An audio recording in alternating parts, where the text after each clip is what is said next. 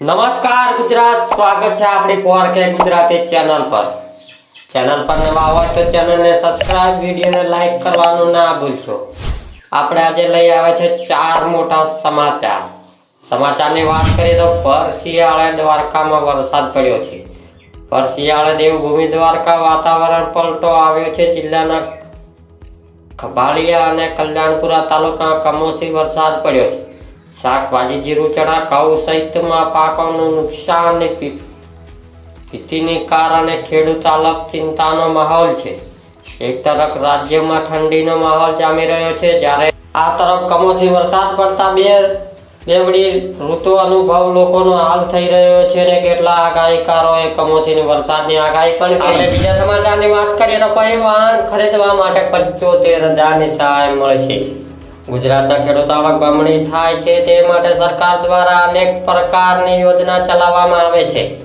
રાજ્ય સરકાર દ્વારા ખેતીનું સાધન અને વાહનો માટે સબસિડી આપે છે। આવી જ એક ખેડૂતલક્ષી યોજના કિસાનો પરિવહન યોજના છે। ખેડૂત પાક ઉગાડ્યા પછી તેનું માર્કેટ સુધી લઈ જવા માટે પરિવહન માટે ટ્રેક્ટર જેવા સાધનોની જરૂર પડે છે। ઘણી વખત વાહનનો અભાવ પાક બગાડી જતા ખેડૂતે નુકસાન વેઠવાનો વારો આવે છે।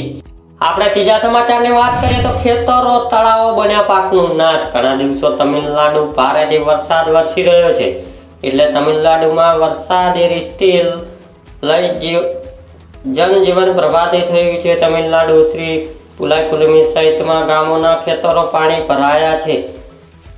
ભરાવાના કારણે પાકનું વ્યાપક નુકસાન થયું છે અને આ કફોડી રીતથી કારણે ખેડૂતો ચિંતામાં મુકાયા છે અને ટૂંક સમયમાં સરકાર પાસેથી રાહત મળે તેવી આશા રાખી રહ્યા છે। સોશિયલ મીડિયા પર હાલમાં આ વિડીયો વાયરલ થઈ રહ્યા છે। આપણે ચોથા સમાચારની વાત કરીએ, કોરોનાની 328 નવા કેસ છે। હાલમાં દેશમાં કોરોનાનો કેમોસી વધારે થઈ રહ્યો છે, ત્યારે દેશમાં કોરોનાને 328 નવા કેસ આવ્યા છે। આરોગ્ય વિભાગને લઈને આપણે માહિતી મુજબ છેલ્લા 24 કલાક દેશમાં કોવિડના 328 નવા કેસો નોંધાયા છે।